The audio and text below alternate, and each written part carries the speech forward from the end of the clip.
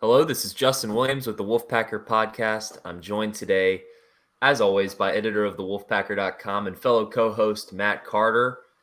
We are going to talk about NC State's short-lived NCAA tournament run, a first-round exit to six-seeded Creighton, as was expected, as the Wolfpack were 5.5, 6-point underdogs, but still a disappointing finish to what was a great season for NC State men's basketball. A nice turnaround season. We'll talk about what went wrong in the Creighton games specifically. We'll talk about the season as a whole, big picture talks, and where NC State basketball moves forward after this season.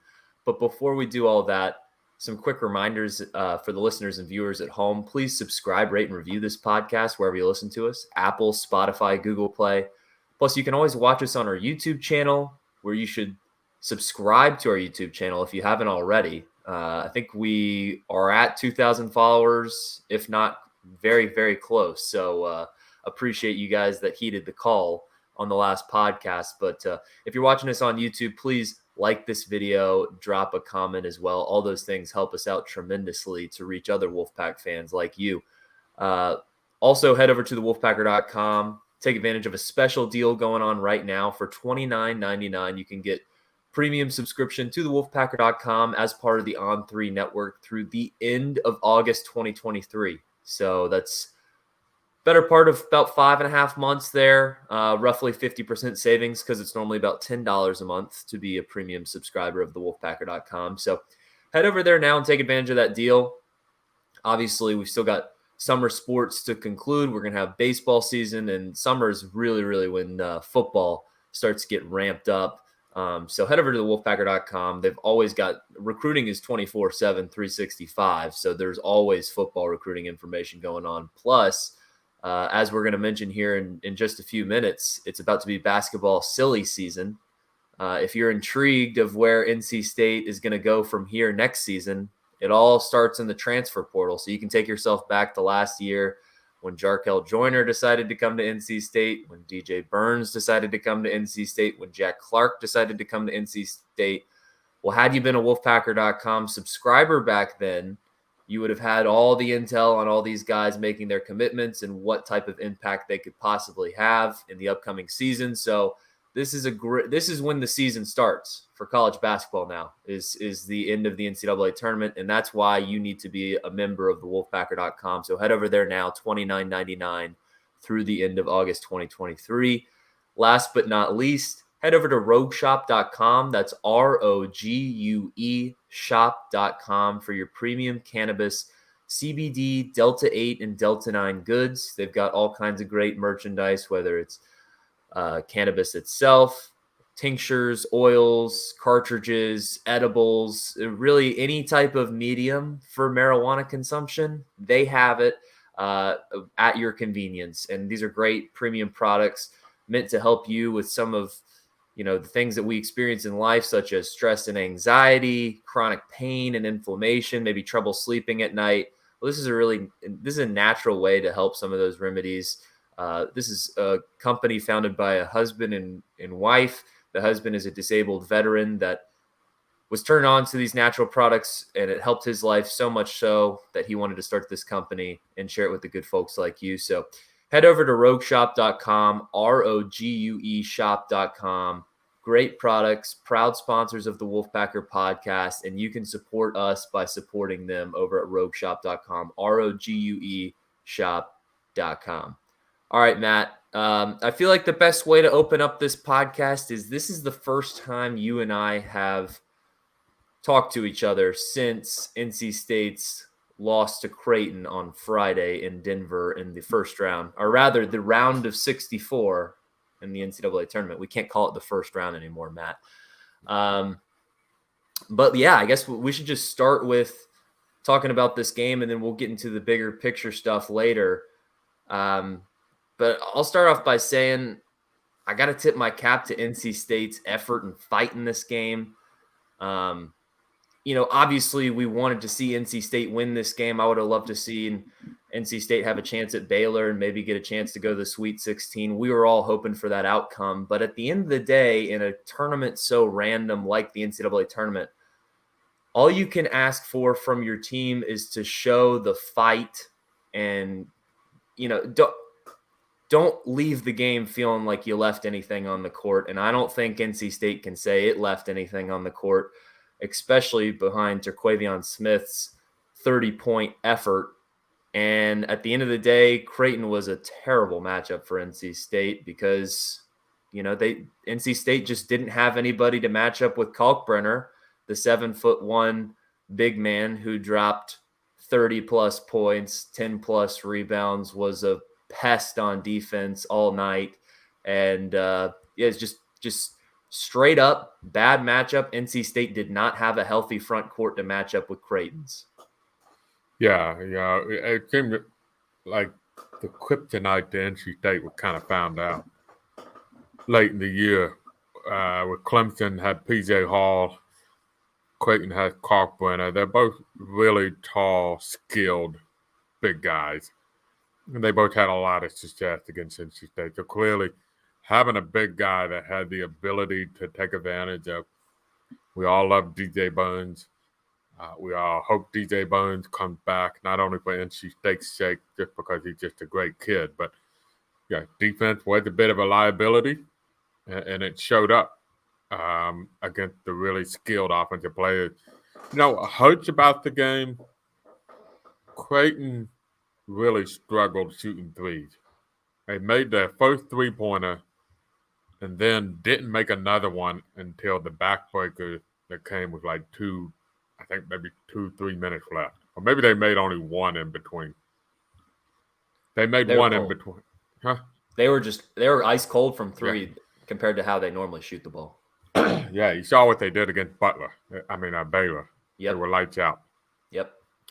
I felt like I remember thinking at halftime, if NC State should be up double digits right now. Creighton made their first three-pointer, didn't have a three-pointer the rest of the half, and NC State only scored 26 points. I know some fans were like wondering Terquavion Smith taking 27 shots. I don't know who else was supposed to shoot. Nobody else was making shots. He was the one that was getting buckets. And if you saw the one sequence where he brought down the house with the dunk, then went on the other end and blocked the shot.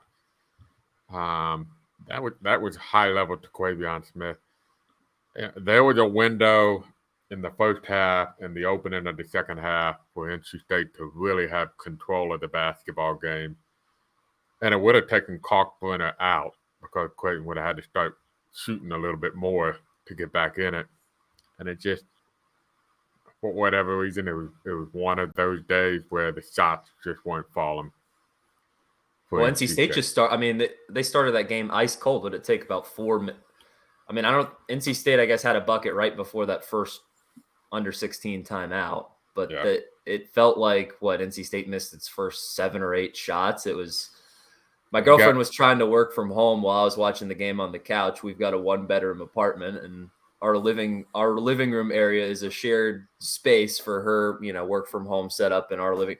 And she's like, I don't even have to watch the game. I can just hear from your reactions because I'm, swearing and yelling at the TV and what's going on? Why can't we make a shot right now? Mm-hmm. But no, finally, once NC State got settled, it got better. But yes, Terquavion was everything for NC State in the first half, particularly in the first half. I apologize if I repeated myself, but Jarkel Joyner finally got going in the second half, but it was just too little, too late, and it was a game that it was just not a DJ Burns game. You got so much from DJ Burns in pockets this year. You could expect him to at least be a double-figure scorer for you pretty consistently. And it wasn't his game on the offensive end either. He struggled against Kalkbrenner, who most people have struggled against him. He was the Big East Defensive Player of the Year, as was repeated multiple times on the broadcast. Two-time Defensive Player of the Year in the Big East. It was, and deservedly so. I mean, he looked like a collegiate version of Yao Ming out there. And, the DJ Burns old school YMCA basketball style, that works really well against players that are shorter than 7 foot.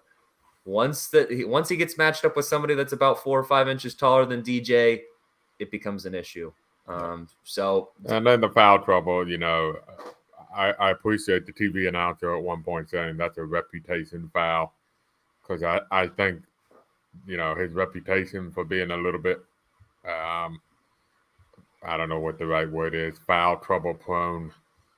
Yep. Got to him a little bit. The fourth foul was a poor foul call, but actually I think the 4 fouls on DeWine are coming right after that, where he picked up 2 quick fouls to get the 4 fouls, and they had to bring in Onis Ross to play in the post, which he had not done all year.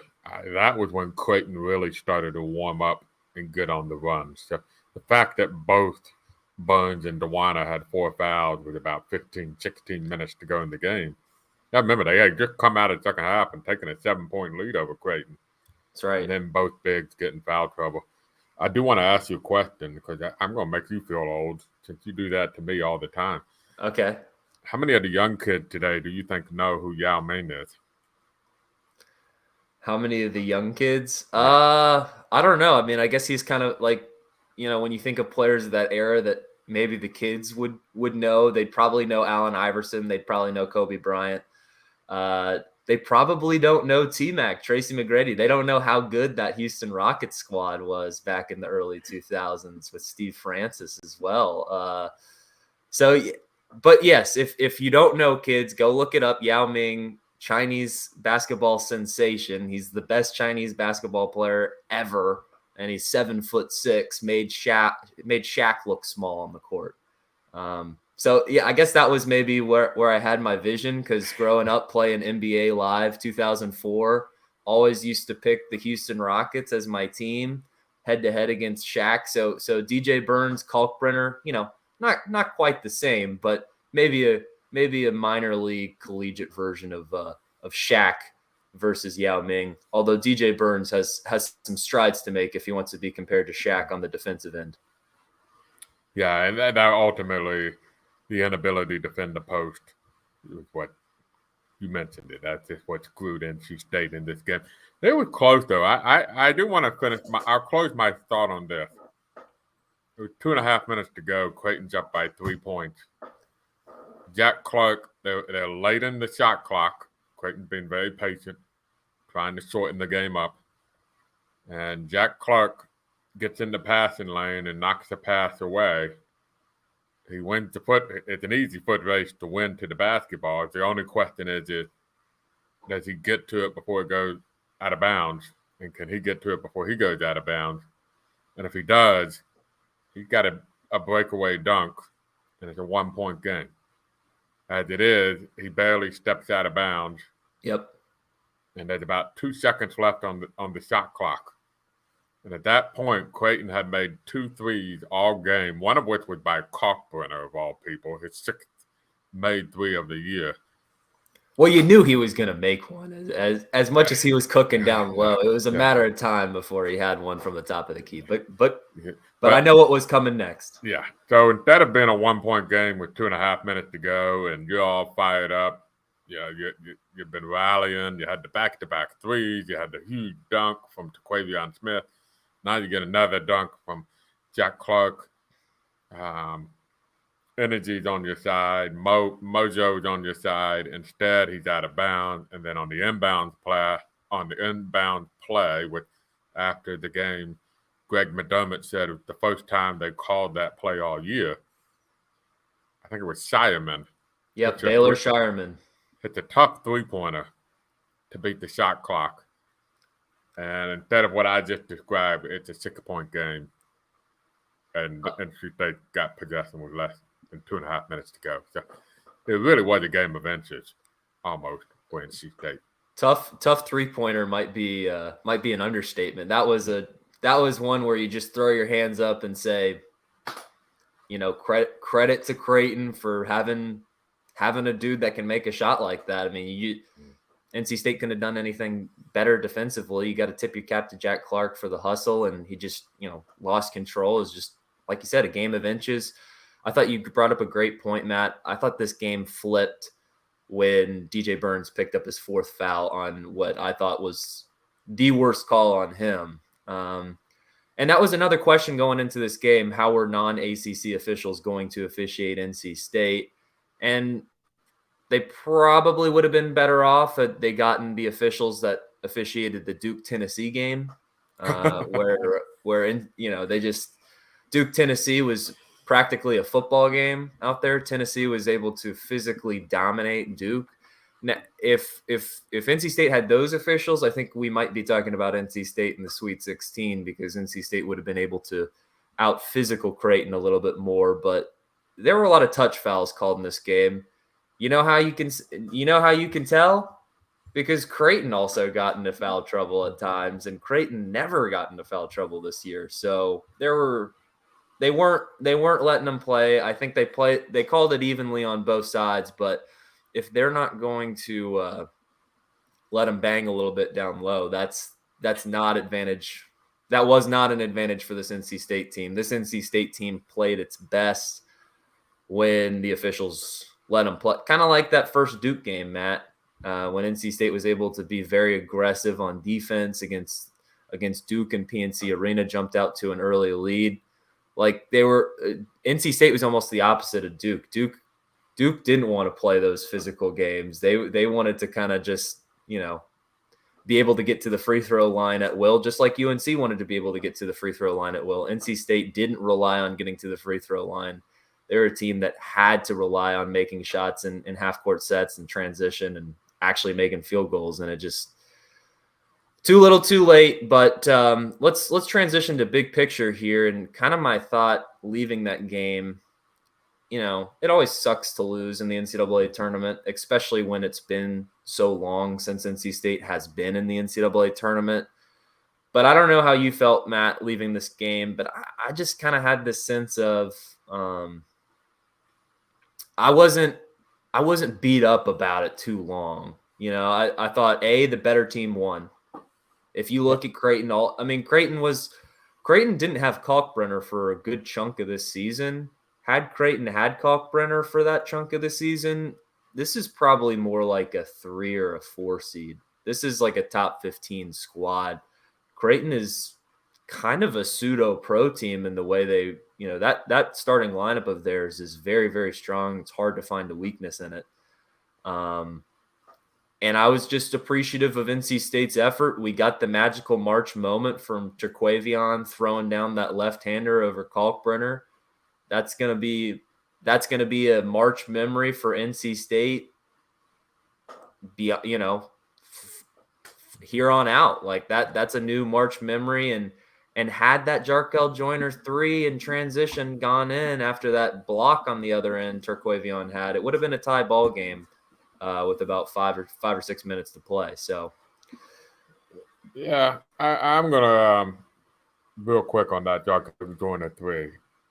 Should have passed. I think he should have passed the ball to Casey Morcell, who was even more wide open in the corner, his patented corner shot. And Casey Morcell had actually been shooting the ball well in that game. And Jarkel's your MVP of the year.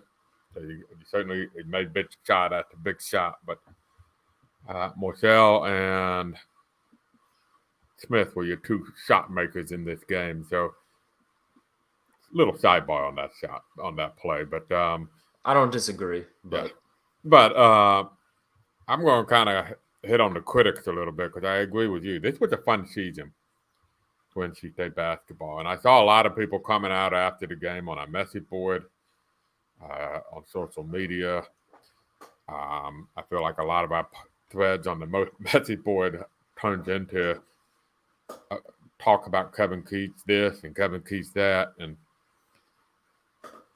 let's go back a year ago at this time on March 21st. People were wondering if Manny Bates was about to transfer out. It was not a fun time. And they just lost 21 games. And all I heard, every week on the premium board, we do a chat every Wednesday where for 1 hour I just sit in the thread and answer every question that comes that way. I can't tell you how many times I got between this time last year to about maybe November, December, the Kevin Keats have to make the NCAA tournament or bust, or you know what I mean? Does he have to make the NCAA tournament? I would always say the answer is more nuanced than you want it to be. It's never as black and white as you think. But here we are. They made the NCAA tournament. They went from 10-21 to 23-11. They beat North Carolina at home. They beat Duke at home. You know, they gave you two good rivalry wins. They won an ACC tournament game in Greensboro. You can't move the goalpost once you get into the tournament. And there was a lot of criticism of Kevin Keats. I was like, what you wanted was to get back to the tournament, and you got back to the tournament. That was hard to do. They were dead last in the ACC last year. They went from dead last in the ACC to the NCAA tournament. Now, that's easier to do in the transfer portal era. I'll grant that. But my point is, don't move the goalpost once you get there. Don't turn it into a disappointing season because you lost the first game of an NCAA tournament team to a team that, by the way, just beat Baylor. They're in the Sweet 16. They're probably going to take care of Princeton. They're going to make it to the Elite Eight. I hope our producer Trey stuck with his Creighton in the Final Four prediction. I think he did. I hope so. So you know, they have a good chance. They're going to be playing for a trip to the Final Four. By the way, all those guys will probably be back for Creighton next year. So they have a good chance they'll be preseason top 5, 10 next year in the country. You lost to a darn good basketball team in the first round of the NCAA tournament. Don't move the goalpost. Don't act like that was some kind of failure or a disappointment or whatever. You don't move the goalpost once you get there. Move the goalpost next year if you want. That's fine. We'll see what happens in the offseason and the silly season and where the goalposts should be put. But this season was a success. I'm not terribly disappointed. They could have easily won that game. They were up by 7 early in the second half. Jack Clark doesn't tiptoe out of bounds. They don't hit a tough three-pointer, what you say, tip your cap. We're probably talking about something different. So, a lot of good teams are not in the Sweet 16, by the way. Yeah, I heard a lot of good coaches. Like if NC State, you know, a lot of talk about John Calipari taking the job at NC State back in. I got some clarification on that story, by the way, if anybody wants to. Maybe we'll save that for the end. That'll be our. How about that as our kicker, Matt? You stay tuned to the end, and you'll get the Matt Carter intel on the real story of when John Calipari went out at the airport, by the way, when Lee Fowler landed from Memphis after going to visit John Calipari. So, just all right. Well, I got a little bit of knowledge on this story. Well, now you have to finish this podcast so we can get to that story. But as I was going to say, John Calipari, he's not in the Sweet 16. What did he do last year at Kentucky? They lost in the first round as a 2 seed. It's hard to win in March. And I know it's a cliche, but I don't think people understand just how hard it is and how random this tournament is. It's one and done. It's what makes it great, but it also allows the Fairleigh Dickinsons of the world to beat Purdue and have a chance to go to the Sweet 16. It's very random. And NC State. Go ahead. I was going to say, you know what else is hard? I mean, great point. I mean, look, there's no Duke, there's no North Carolina, there's no Kansas. I think Bill Self is the best coach in college basketball. Yeah. He lost in the second round to Arkansas. You know what else is hard to do? Go 10-21 and lose an NBA draft pick off of that team. And in the ACC, finish dead last, and then a year later go 12-8 in the ACC, win 23 games, and make the NCAA tournament. And don't tell me the ACC was down, because the ACC was down last year. Same number of teams made the tournament this year as made it last year. That's hard to do. And so I think NC State fans would be better off focusing on that. That it was a hard mission to accomplish. It was a hard goal to accomplish. And you did it. And then like you just said, hard to win in March in a one-and-done format with so much parity. it's hard to get there. Yeah. I mean, look at this. I mean, and it's going to continue to be hard because now the ACC is no longer the ACC we grew up with. This is not the same college basketball we grew up with, but for many years the ACC got the benefit of the doubt as the best conference in the country, and rightfully so. But it's because the ACC had the most pros year in, year out in its league. Now look around the league. Who's a lottery pick? I mean, who's a lottery pick in the ACC other than maybe a Duke freshman? I mean, does Duke have anybody that's going in the lottery? I don't think so. There might be 4 or 5 lottery picks in college basketball right now. More going straight to the G League, more coming from international, foreign countries. It's just a different landscape, and now it's going to take. I mean, NC State had a great year in the ACC. Won what I don't have it off the top of my head, Matt. 12 or 13 games. 12-8. 12-8. I mean, you win 60% of your ACC games back in 2005. That's a lot to make the NCAA tournament. Now, NC State was sweating on Selection Sunday with the resume that it had. Now, moving forward, they're like you said, Matt, I think it's okay to maybe move the goalpost moving forward. Now that you've made it to the dance, now there's going to be some more expectations moving forward, as there should be. I think Kevin Keatts would put those expectations on himself. You think he likes losing in March? I mean, none of these guys like losing. Now there's gonna need to be some momentum moving forward in terms of you're gonna have to win a game. Maybe you're not supposed to win in the ACC tournament. That's been kind of we're in year 5 or 6 now. Every ACC tournament run seems like NC State has done pretty well against the teams it's supposed to beat, and then it moves on to the quarterfinals, plays a tough game, loses. Gonna eventually need that to change. Been to the NCAA tournament twice, both times matched up against a Big East team that's probably better than you, and you lost 2 games in which you were the underdog. All about bracket luck, but part of moving the goalpost. Next time you make the NCAA tournament, maybe try to be a 6 or 7 seed so that you're favored in the first game. It's all a larger picture body of work.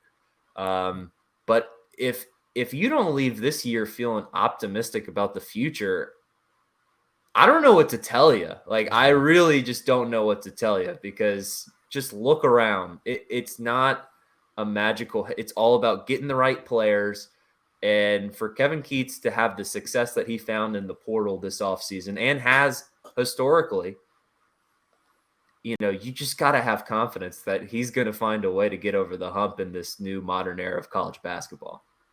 And be quick, I think you hit, to me, the next goalpost is let's not be sweating on Selection Sunday, right? And let's be avoiding 8-9 games, which has been NC State's calling card, even going back to Herb Sendek and Mark Gottfried, by the way. Only once has NC State. So NC State made 5 straight tournaments under Herb. They made 4 straight under Gottfried. They've made 2 under Keatts. That's 11 NCAA tournaments in 2000, which is not bad, by the way. That's about 50% of the tournaments. Should be better, but not terrible.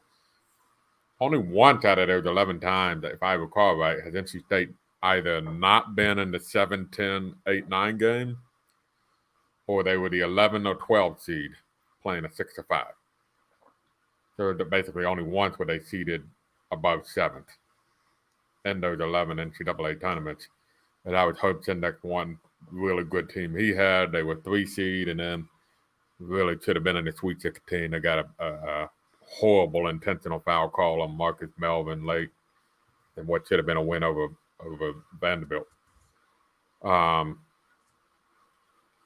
having said that, I think you hit it on the nail. I think the next step is let's find a way to be like a 5 seed or a 6 seed or something of that nature. Not sweating on Selection Sunday, being a favorite in the first round of the NCAA tournament. That's the next step that NC State basketball hasn't taken, period, since the glory days. Not just under Kevin Keatts, but period, and now it's almost 30-year span. And that to me is the next goalpost. And in the age of NIL and go find the right pieces in the off season, and it's possible. It's not easy. It's just not going to be easy at all. There's some bracket luck involved. There's always bracket luck involved, Matt. Look at Pittsburgh.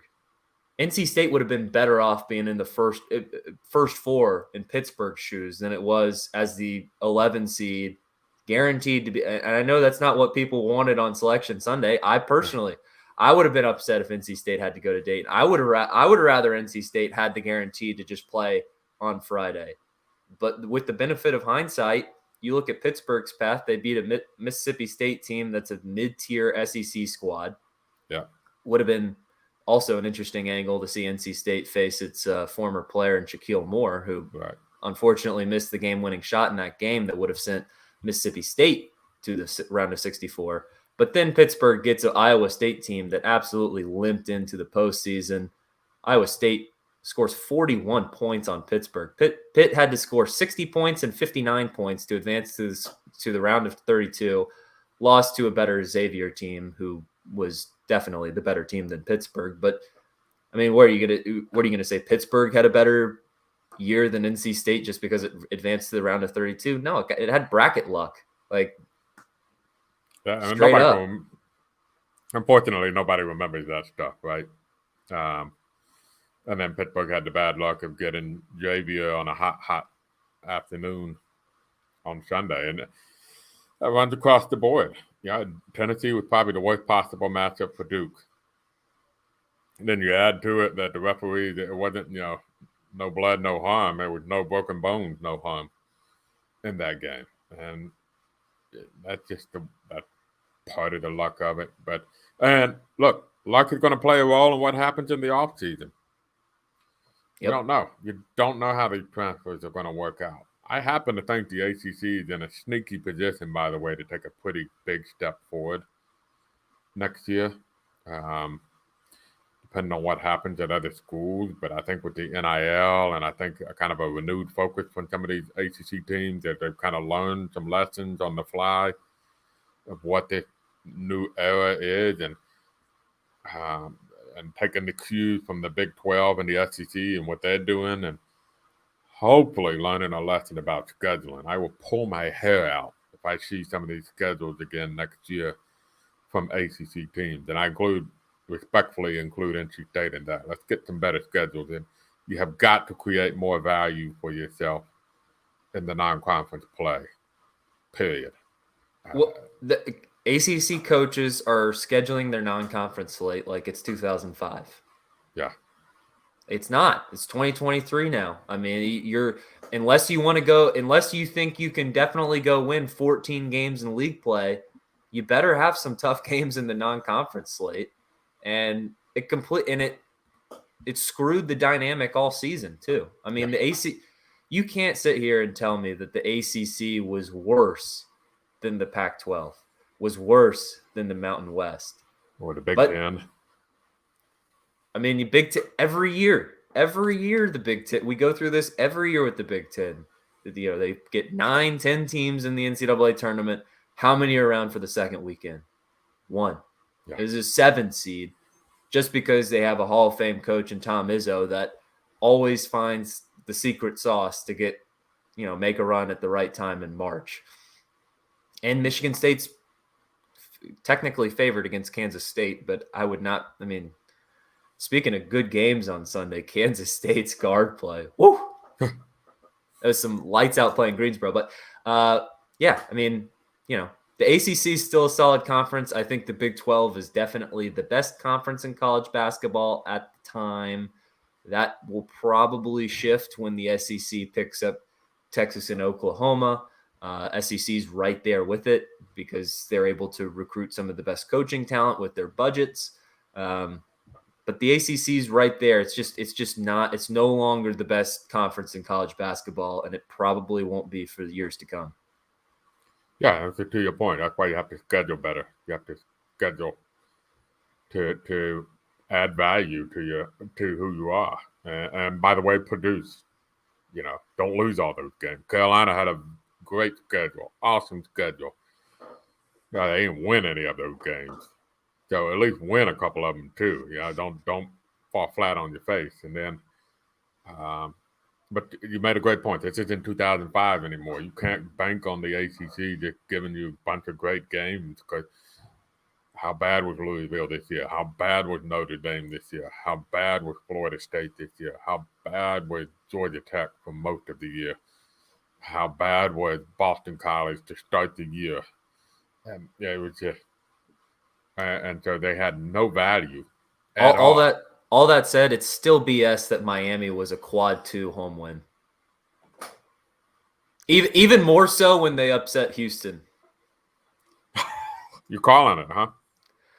I don't have that in my bracket, but if I had to if I could do my bracket over again, I think my initial gut was to put Miami far. Obviously, I have ACC bias, but yeah, this Miami team, they're another great team in March because they just have great guard play. I mean, Isaiah Wong is the real deal.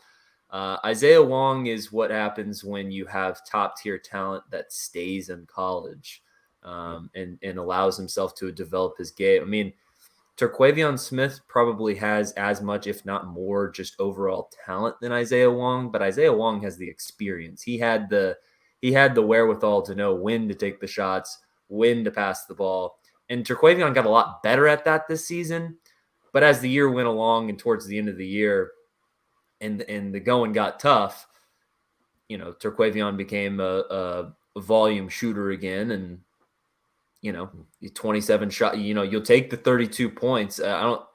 He played his butt off in the round of 64. I'm not taking anything away from him, but it's taking away shots from other players, and it's a team game. I agree with that. There have been occasions where I think that's been an issue. I didn't feel like that was an issue against Creighton because I didn't know who else was going to make a shot. Right.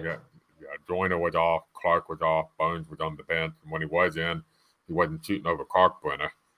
So really, the only two guys making shots for you were Smith and Morcell in this particular game. But I think that's I think we should touch on this, and that's a good segue. You mentioned Joyner and Smith.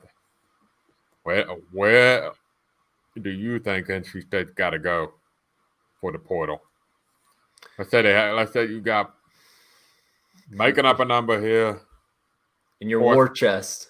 Let's say you got four spots to work with. Hey, you don't have to use all of them.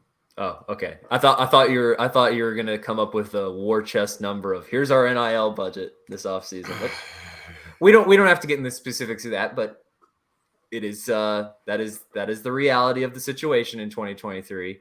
But Terquavion leaving does open up some of that war chest because Terquavion was making good money, and somebody else out there in the transfer portal could say, hey, there's 40 points per game leaving at NC State, and look at the success.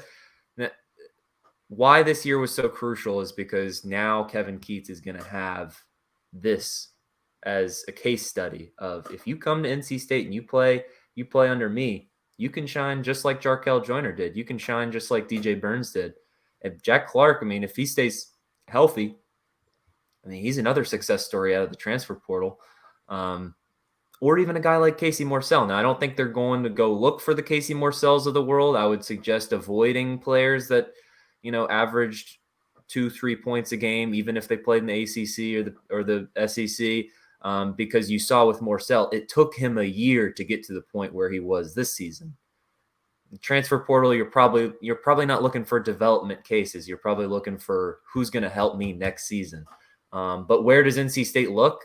You have to look in the backcourt. I think NC State has a great chance of keeping DJ Burns. If you just follow him on Instagram, he obviously loves being at NC State. He's very passionate about this program. And if, from a financial and professional standpoint, it makes sense for him to stay in Raleigh for another year, I think he'll do so.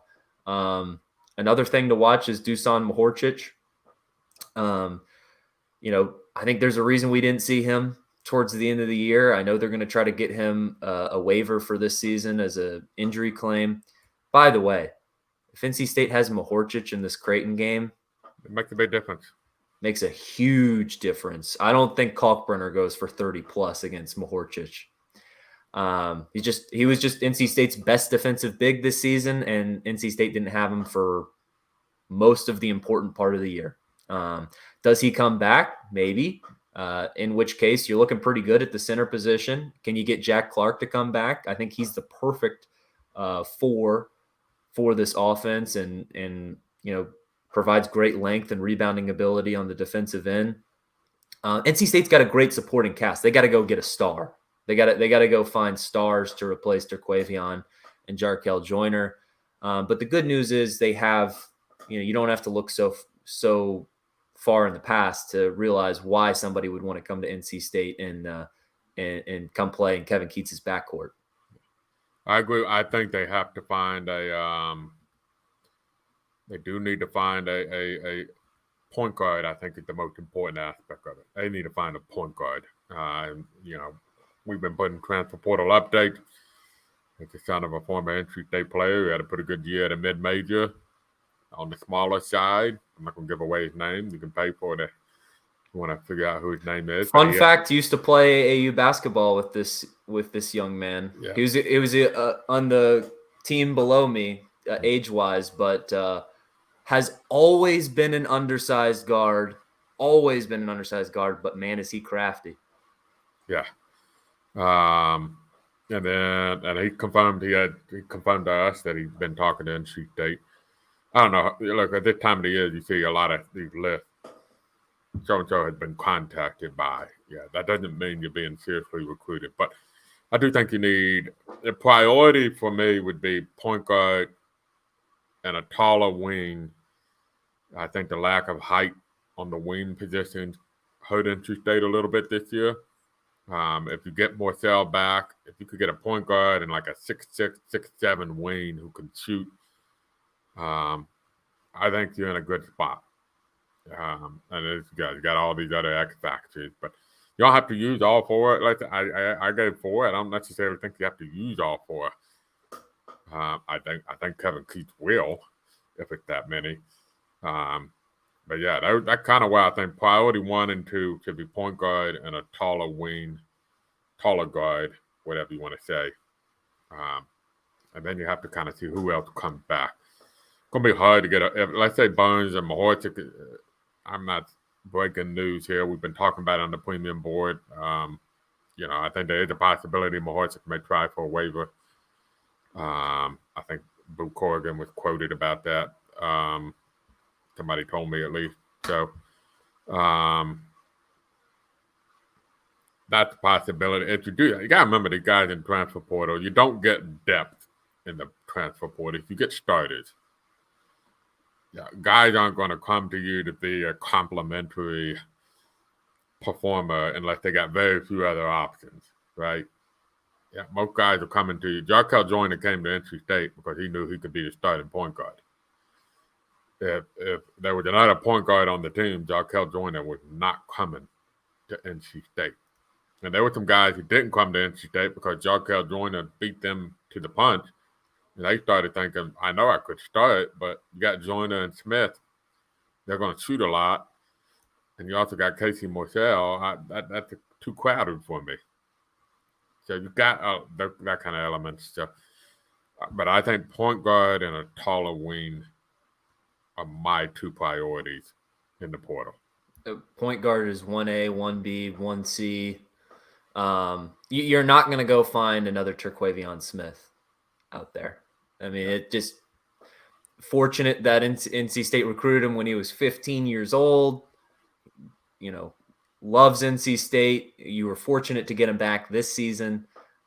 You're not going to be able to replicate a guy that grew up in North Carolina, wanting to go to NC State and loving the institution which he went to, so much so that he passed up a first-round draft pick to return for another season. I mean, just look at the passion on the bench in that second half. I mean, Terquavion wanted to win that game, I think, more than he wanted his right leg. And you just have to respect that and love that as an NC State alum. But yeah, can you go get it? What's going to be tough to replace, Matt, is Jarkel Joyner's leadership. I think that's an unspoken factor on this team that you needed a guy like him to change the culture in that locker room after last season too. Winning is a mentality, and Jarkel Joyner, I don't think he was necessarily a guy that came in and was just barking at guys. He was kind of a leader by example. But just talk about a great young man to help represent your university and help reinvent the culture in that locker room. I thought he was the perfect piece. And if you could get somebody that's brings 75% of what Jarkel Joyner brought to this program, that's a win in the transfer portal. Yeah, I agree. That's a very good, that's an outstanding point that I haven't even thought about. There was a bit of a leadership that Jarkel Joyner provided this team. That really, that's not to be disrespectful to some of the players of the last few years, but it has not been around the program in a while. And it's a unique ability to be a leader. It's just something that's kind of natural to people. It's hard to acquire that type of skill. You either have it or you don't, most of the time. Maybe DJ Burns could be that guy if he decides to come back. Now, he's going to have to take a long look in the mirror in the offseason and say, if I'm coming back to be the senior leader on this team, I've got a chance to be first team All ACC next year, but I'm going to have to work on my body. I'm going to have to get in shape. I'm going to have to work on my defensive skills. I'm going to have to become a better overall player. Burns is obviously talented. He was the Big South Player of the Year. He was able to get away with being out of shape in that league and was still the best player in it. And he was still an honorable mention All ACC player in this year. And credit to him, he got better in shape as the year went along. But you can make much bigger strides in the offseason now that you got some time between this year and next. And it'll be interesting to see. We just got to wait and see. We also haven't mentioned, there could be players on NC State's current roster that maybe look around and find better opportunities elsewhere, which would open up other spots to the transfer portal giveth and taketh.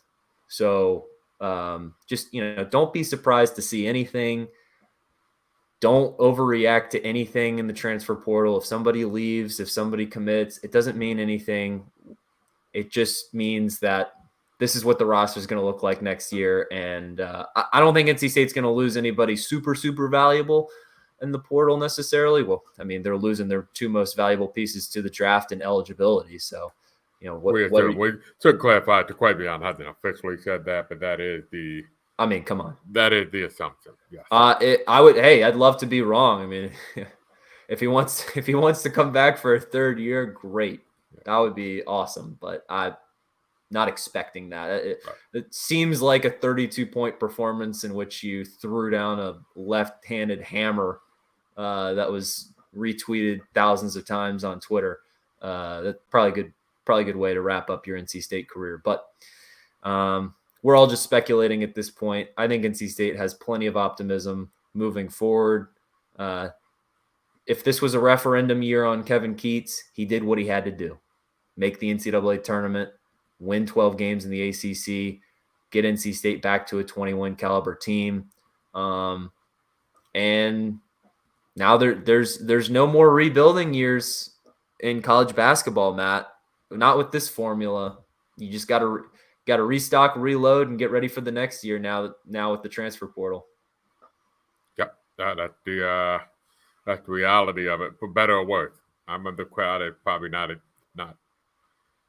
Yeah, I don't think it's the best way to go about it, but we'll see. Not you have to go about it that way. I wish college basketball wasn't in that situation, but I'm the old man on the lawn, so. It's kind of exciting. I mean, look, it allows teams like Pitt and NC State to completely flip their seasons from last. If we didn't live in the transfer portal era, NC State's not an NCAA tournament team this year. It gives you an opportunity. There's no question about that. I just think bigger picture, it hurts fan connection to the sport, and that's why nobody pays attention to college basketball now until middle or late February. And it seems to be later and later each year. I always tell people, you don't even get an ESPN on ESPN.com. You don't even get a men's basketball option on the drop down at the top until you get close to March. Yep. And you live in San Francisco. what's a nice professional town like San Francisco? How much do they pay attention to college basketball during the year? Not at all. Now, it doesn't help that Cal was one of the worst Power 5 programs in the country, and Stanford has not been to an NCAA tournament in 6 or 7 years now. You got St. Mary's, a great WCC program right down the road in Moraga, but it is night and day. Culturally, in North Carolina, college basketball is such a bigger deal, such a bigger deal. But we've teased it now for I think 30 minutes ago, and we got to wrap this podcast up, Matt. So let's hear the real story behind John Calipari's And the pizza. And the pizza. So this is all third hand. I mean, I wasn't there obviously, but I've gathered it from people who have talked to people and who know people. And Matt's connected, guys. Matt's connected. So my understanding of the events was I never knew about where the pizza was, by the way. So apparently Mellow Mushroom. I don't know. I don't remember Mellow Mushroom. I guess they were around at the time. My understanding was that they went out for a late night pizza. That is correct. But that the issue was that the AD at the time for NC State, Lee Fowler, he ordered his pizza. John Calipari ordered his pizza. And at whatever point came time to pay, Lee Fowler spoke up and said it was separate. And he paid for his pizza. And a surprise, taken aback, Calipari paid for his pizza. On the plane flight home, I talked to multiple people, and I've heard from other people that, they were all thinking that Calipari was going to take the job. The assistant coaches on that plane, I know from multiple sources. I even heard one story where one Calipari was like, "How many of you think I should take the job?" And one assistant coach raised both hands and both feet in the air to say, "I'm all in," But when he got home, apparently Calipari was just bugged. Not necessarily that he had to pay for his own pizza, but the story I was told that he was telling people was, this AD so cheap that he won't even pay my pizza. Like, yep. Because if I'm going to compete against North Carolina and Duke, yep, and I know those behemoths, and I know Coach K and Roy Williams over there, I need an AD that's going to give me everything I need. And there was that thought in his got planted in his head, and that seed of doubt came in over going Dutch on pizza while visiting Raleigh. That was the story I was told. That Josh Pastner telling everybody it was because of his bad pizza. Calipari was very complimentary of Mellow Mushroom, and his it was Josh Graham, Triad sports radio guy, asked Calipari in his NCAA tournament availability, hey, what's the real story here? But the interesting thing that Calipari said is one of the early things he said when recounting that story was, when you consider the environment or that the neighborhood in which NC State was at the time, like it was just a little mention, but that's all. That was the big thing. It wasn't necessarily going Dutch on the pizza. It's what it represented, which was it wasn't that he wasn't. I don't he probably was pissed that he had to buy his own pizza. I mean, I'm being courted for a job, and sure. But I think it was the seed of doubt. From what I have been told, and what I've been told was this is what Calipari told other people. If I gotta go against Kay, if I gotta go against Roy, I'm gonna need some money. If you can't pay for a $5 piece of pizza, we got bigger problems. So, I think that was the, and I don't think Calipari, by the way, was scared of going up against it, because he would have won. I mean, Calipari would have gotten the guys to come to NC State, and it would have been fun. He would also have left for Kentucky probably 2 or 3 years later anyway, like he did. So, but like I said, I don't think he was scared of going against those two guys, but I think he knew that it was going to require a commitment from a resources standpoint that he was not wasn't 100% sold on. Well, there you have it, folks. There's the real story of John So I Calipari's was visit. told. So, look, guys, Matt Carter, he is not going to say something on a podcast that he does not believe to be true. So there you have it, folks. But that's going to do it for this 2022-2023 NC State men's basketball season. Takeaway here is, man, good to have NC State back in the NCAA tournament. Feels right. Got the emotion. That's the number one thing that this season did, Matt. There was apathy after last year. There was truly apathy about men's basketball at NC State, and there's something wrong about that. And this season got people excited again. So, you know, the chin music after losing in the NCAA tournament is always going to be expected. Same could be said of any school. So, exciting things to come. We will be back when we hear about transfer portal updates. Maybe we'll have another pod, you know, a little bit down the road once silly season gets a little bit further along and we can start piecing together this NC State roster. And we're going to have football season coming up here before we know it. So more good things to talk about in the future. But it was a fun season, Matt. Had fun talking about it with you all year. So some quick reminders for the listeners and viewers at home before we tune out here. Subscribe, rate, and review this podcast wherever you listen to us. Apple, Spotify, Google Play, we're there. Plus, go to our YouTube channel, the Wolfpacker YouTube channel. Subscribe to it, and also you can watch us there. Watch this podcast. Give this video a thumbs up. Drop a comment while you're at it. All that stuff helps us out, reach other NC State fans just like you. Head over to thewolfpacker.com. Take advantage of a special deal now for $29.99. You can get premium subscription to thewolfpacker.com as part of the On3 network through the end of August. So that's better part of 5.5 months, roughly 50% savings because it's typically about $10 a month to be a premium member. And you'll get to know the fine details of that point guard from a mid-major school that has NC State ties. You can learn the specifics of who we're talking about, because it'll unlock access to the message board and you'll get to see who Matt was talking about and many other transfer portal targets as they come about. So great time to become a member of the wolfpacker.com.